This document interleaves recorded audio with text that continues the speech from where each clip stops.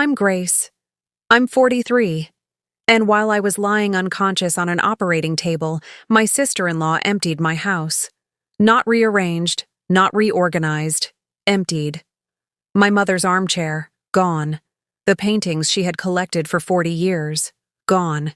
The curtains she had sewn by hand from fabric she chose in Portugal, gone. The writing desk that had sat in my grandmother's hallway for 50 years, gone. All of it loaded into a moving truck and driven to a storage unit 2 towns over while I was on a morphine drip and could not walk without assistance. I found out from a text message. My neighbor Carol. A photograph of a moving truck in my driveway. 7 words underneath it. I thought you should know. I did not panic. I did not cry. I opened my phone and I counted. 87 photographs. 3 weeks before my surgery, my mother had asked me to do one thing. She said, "Grace, document everything. I want you to be able to prove what is yours." I did not understand why she asked me that then. I understand exactly why now. Before I tell you what happened next, please subscribe and drop a comment below. I read every single one. Now let me take you back to where this story really starts. Welcome back to Silent Justice Stories. Quiet, true-to-life tales about ordinary women who keep their composure when family turns on them and who win by knowing exactly what they're worth. If boundaries and earned justice are why you're here, drop a comment and be sure to subscribe. My mother was a woman named Helen Park, 78 years old when she died. She spent the last 15 years of her life filling a house on Ridgeway Street with things that mattered to her. Not expensive things. Things with history. A writing desk her own mother had used. An armchair she had reupholstered herself 3 times because she refused to replace it. Paintings she had collected over 40 years from artists nobody had heard of, but whose work she had loved on sight. Kitchen curtains sewn from fabric she had chosen at a market in Portugal, the summer she and my father traveled there before he got sick. She was precise about what she loved, and she was precise about where it should go when she was gone. The will was 12 pages. Her attorney, Pauline Marsh, had been doing estate work for 30 years and told me afterward she had rarely seen a client so specific about personal property.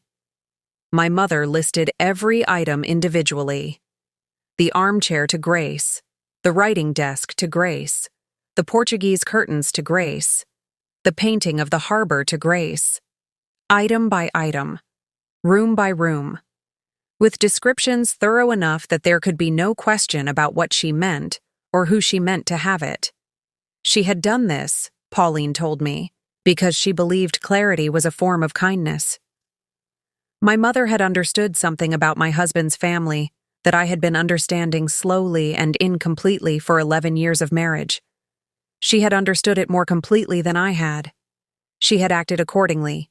She had asked me to take photographs. I had taken them. Now let me tell you about my husband's family. My husband's name is Daniel Park. He is a good man in most of the ways that matter. What happened was not Daniel's fault in the ways people sometimes assume. Daniel's mother is Roberta, 67 years old. The kind of woman who enters a space and immediately begins assessing it against an internal standard she has never articulated to anyone but which everyone around her can feel. She had opinions about furniture placement, about curtain weight, about whether a kitchen functioned correctly. She shared these opinions wrapped in warmth, in helpfulness, in simply wanting things to be nice. She had opinions about my mother's things from the first time she saw them, not critical ones. Helpful ones.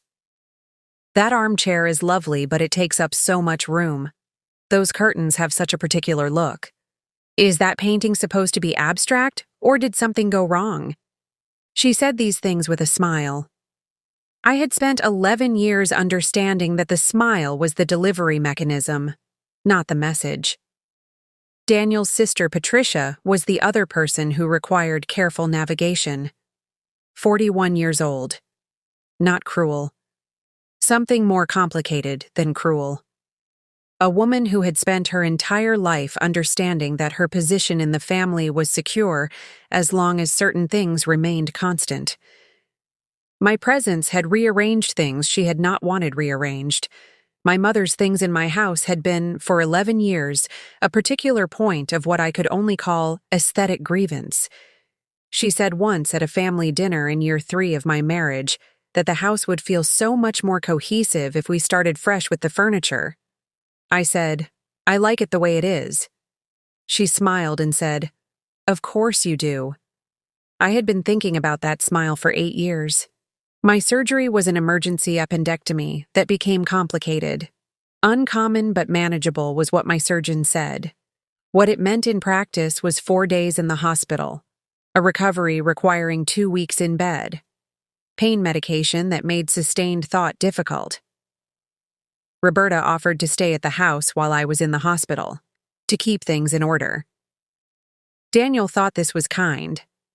I thought it was something else, but I was on pain medication, and the something else was a feeling rather than a fact, and I did not have the bandwidth to explain the feeling.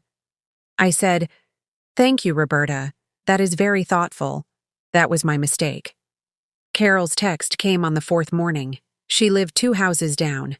6 years of quiet, attentive neighborliness. The text said, "Grace, there is a moving truck at your house. I thought you should know." I assumed it was authorized but wanted to check. I stared at that text for a long moment. Then I called Daniel. He was already on his way to the hospital. He had no idea what I was about to tell him. I told him. Silence on his end. Then, "I'll call my mother." Then, "I'm sure there's an explanation." He arrived 20 minutes later. He had called Roberta twice on the way. He sat beside my bed and said, "She says she's reorganizing, making the living room more functional." I said, "Tell her to stop." He called again. He came back. He said, "She says she's almost done." I said, "Tell her to put everything back." He called again. He came back with the expression I recognized from 11 years of marriage. The expression of a man who has been told something by his mother that he does not fully believe but cannot yet disprove. He said, "She says she hasn't moved anything that belongs to you." I closed my eyes. I thought about my mother's armchair. I thought about the 87 photographs. I said, "Daniel, go home right now and tell me exactly what is still in that house." He left at 11:30. I lay in my bed and stared at the ceiling. What I knew was this. Carol had seen a moving truck. Roberta had said she was reorganizing. Daniel had been told nothing had been moved that belonged to me. Roberta believed, or claimed to believe, that the items were not mine in any way that mattered. Not mine in any way that mattered. That was the sentence I kept returning to. She had never understood my mother's things as inheritance, as history, as my mother's handwriting on the rooms I lived in. She understood them as furniture, as objects that happened to be in a house where her son lived and could therefore be assessed and eventually replaced with something more cohesive. The will made things legally clear. It did not make them emotionally clear to people who had decided not to look at the legal reality. Daniel called at 12:47. His voice had changed. He said, "Grace, the armchair is gone." I said, "What else?" He said, "The paintings on the living room wall, the curtains in the kitchen, the writing desk from the hallway." I said, "What else?" He was quiet. Then, "Most of the things your mother left you. From the main rooms." I said, "Where is your mother right now?" He said, "She's here. She says she put everything in a storage unit. She says it's fine. She says she was trying to help." I said, "Daniel, I need you to ask her where the storage unit is." He asked. He came back. He said, "She says she'll return everything when you're feeling better and have had a chance to think about the layout more objectively." When I was feeling better. When I had thought about it more objectively. I want to be honest with you right now about what I felt in that moment. I did not feel rage. What I felt was something colder and more useful than rage. Clarity. The particular clarity that comes when something you have been sensing for 11 years without being able to name it finally has a shape you can hold. I said, Daniel, I need you to come back to the hospital. Bring your mother with you. He said, Grace, you're recovering. This can wait. I said, It cannot wait. Please come now. He heard something in my voice. After 11 years, he knew the difference between upset and decided. I was decided. He said, Okay, 20 minutes. I used those 20 minutes carefully. I opened the photographs on my phone, taken 3 weeks before the surgery on a Sunday afternoon, room by room exactly as my mother had asked. The armchair photographed from 3 angles, the paintings individually with the wall behind them, the curtains open and closed, the writing desk with the drawer open showing the initials her mother had carved inside it decades ago. 87 photographs. I also opened the will, saved in 3 places the way careful people save important documents. I found the pages listing personal property, my mother's description of the armchair, the paintings, the curtains, the writing desk, item by item with enough detail that no reasonable person could claim uncertainty about what was meant. Then I called Pauline. She answered on the second ring. I explained the situation in the direct way of someone who has 20 minutes and needs to use them well. Pauline listened without interrupting. When I finished, she said, Grace, what you're describing is conversion of estate property. Your mother's will was probated. Those items legally transferred to you at the time of her death. They are your property in every legal sense. Anyone who removed them without your consent removed your property. I said, What do I do? She said, Document everything you can right now. Ask for the storage unit location in writing. Do not sign anything. Do not agree to anything. And call me back this afternoon. I said, Thank you, Pauline. She said, Your mother was a very thorough woman. She prepared for this. I said, I know. If you've ever had your own family mistake your silence for surrender, then you already know exactly what I felt in those 20 minutes. Stay with me.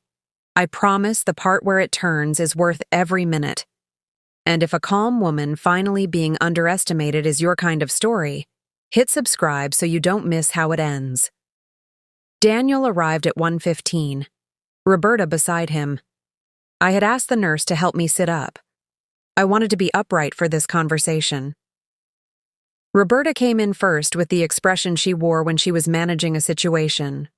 Warm, slightly concerned, very confident the management would succeed. She was carrying a small bag of fruit. She said, Grace, sweetheart, you look much better. How are you feeling? I said, I need the address of the storage unit. The warmth adjusted, still present, still managing. She set the fruit on the bedside table. She said, Let's not do this right now. You need to rest. When you're home and feeling like yourself, we can... I said, Roberta, the address of the storage unit. Daniel stood near the door. He looked at the floor. Roberta looked back at me. I held up my phone. I said, I have 87 photographs of every item my mother left me. I have a copy of her will which lists each of those items by name as my legal property. I spoke to my attorney 20 minutes ago. What you did is called conversion of estate property. I am not asking you to explain your intentions. I am asking for the address of the storage unit so that Daniel can go and retrieve my property today. The warmth dropped. Not all at once. In stages. She said, I was trying to help. I said, I understand that. She said, that furniture has been sitting in this house for years, and it has never fit the space properly. And I thought while you were resting... I said, Roberta, the address. She looked at Daniel. He said quietly but clearly, Mom, give her the address. She opened her phone. She read me the address. I texted it to Pauline. Then I said, Thank you. Daniel will go today. Everything will be back in its place before I come home. Roberta said, Grace, I think you're overreacting. I looked at her for a moment. I thought about 11 years. I thought about the smile in year 3. I thought about my mother's 12 pages and 87 photographs, and the writing desk with the initials carved inside the drawer. I said, "I don't think I am." She left shortly after. Not dramatically. Just the quiet exit of a woman who had come in expecting one conversation and found a different one entirely. The fruit sat on my bedside table unopened. Daniel stayed. He sat in the chair beside my bed and we did not speak for a moment, because 11 years of marriage teaches you that some moments require sitting before they require speaking. Then he said, "I'm sorry I didn't stop her." I said, "You didn't know." He said, "I should have known." I said, "Yes, you should have." He looked at me. I looked at him. The honesty of it sat between us without either of us trying to soften it. He said, "I'll go today." I said, "I know you will." He went that afternoon. He came back at 6:30 with his truck full of my mother's things. 3 hours loading furniture in a storage unit 2 towns over. 3 hours thinking about things he had not thought about clearly enough before. He called me from the driveway. He said, "The armchair is here. The paintings, the curtains, the writing desk, everything." I said, "Is the drawer intact?" He said, "What?" I said, "The writing desk. Open the drawer and tell me if the initials are still there." A pause. Then, "They're here." I said, "Thank you, Daniel." He said, "Grace, I want to talk about this when you come home." I said, "I know. We will." I came home 3 days later. The house looked the way it was supposed to look. My mother's armchair in the corner of the living room where it had always been. The paintings on the walls she had chosen over 40 years. The Portuguese curtains in the kitchen catching the afternoon light the way they always had. The writing desk in the hallway with the drawer that still held Eleanor Hayes's initials carved in the wood. I stood in the doorway for a moment before I went in. The conversation with Daniel happened on the second evening. He made soup. We sat at the kitchen table. He said, "I knew my mother had opinions about your mother's things. I have always known. And I told myself it didn't matter because she would never actually act on them." I said, "And then she acted on them." He said, "Yes." He looked at the table. "I should have said something years ago. Not because I thought she would do what she did, but because you deserve to have me say it out loud, that I saw it, and it was not acceptable." I said, "Yes, I deserved that." He said, "I'm sorry I didn't give it to you." I said, "I know." We sat with that. The soup was good. The curtains were back in the window. The room felt the way it was supposed to feel. I said, "I need you to be the one who says no to her. Not me. You. When she has opinions about this house or my mother's things, I need you to tell her that is not something we are discussing." He said, "I can do that." I said, "I need you to actually do it, not just agree to do it." He said, "I understand the difference." He reached across the table and put his hand over mine. We finished the soup. Pauline called the following Monday. She said she had filed a formal notice documenting the removal and return of the estate property. The notice creates a record. If anything like this happens again, the record will be relevant in any subsequent legal action. I said, "Do you think it will happen again?" She said, "I think the record makes it considerably less likely." She paused. "Your mother asked me once what I thought the most important thing in estate planning was." I said, "What did you tell her?" She said, "Documentation." Your mother laughed and said that was exactly what she thought too. My mother and Pauline, sitting in a law office, agreeing that documentation was the most important thing. My mother going home and writing 12 pages of specific descriptions. My mother calling me on a Sunday and asking me to take photographs. She had known. Not the specific shape of it. But she had known that the things she loved were not safe in the hands of people who did not understand what they meant. She had built the clearest legal structure she could. She had asked me to take photographs. and I had used them exactly when I needed to. The next family dinner was 6 weeks later. Roberta hosted. Good food, careful warmth. The particular atmosphere of a woman who understood that something had shifted and was not yet certain of the new geography. She did not mention the storage unit. She did not mention the armchair or the paintings or the curtains. She talked about her garden and a trip she was considering. She looked at me sometimes with the recalibration look, the look of a woman reassessing a situation she had previously felt certain about. I ate my dinner. I thanked her for the meal. I helped clear the plates. In the car on the way home, Daniel said, "That was okay." I said, "Yes, it was." He said, "I talked to her last week, before tonight. I told her that your mother's things are yours and that the house is yours and that her opinions about either of those things are not something I am available to discuss." I looked at him. He said, "She didn't take it well at first, but she heard it." I said, "Good." We drove home in the quiet of two people who have said the hard things and are now in the territory that comes after. The house was dark when we got back, except for the lamp in the living room, the one beside my mother's armchair, casting the particular warm light that made that corner of the room feel the way it had always felt in her house. I went in and sat in the armchair. Daniel sat on the sofa. We did not turn on the television. We just sat in the quiet of the house, in the room that looked the way it was supposed to look. Patricia came for dinner in October. She arrived carefully, complimented the house in the specific way of someone who had recently been reminded that the house was not available for criticism. After dinner, we stood in the kitchen and she said quietly, "I want you to know I didn't know what my mother was planning." I said, "I know that, Patricia." She looked at the Portuguese curtains in the window. She said, "Did she make those herself?" I said, "She chose the fabric in Portugal the summer she and my father traveled there. She sewed them herself when she got home." Patricia looked at them for a moment. Then she said, "That's the kind of thing you can't replace." I said, "No, you can't." Something had been acknowledged between us that had not been acknowledged before.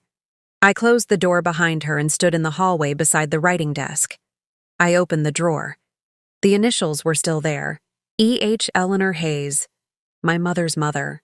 A woman I had never met clearly, but whose desk had sat in my grandmother's house, and then my mother's house, and now my house. 3 generations of women who had written things at this desk and kept things in this drawer. Eleanor to Helen to Grace. Grandmother to mother to daughter. Each of them understanding that what they were passing along was not furniture. Not property in the legal sense alone, though it was that too, and the legal sense had mattered more than I had previously appreciated.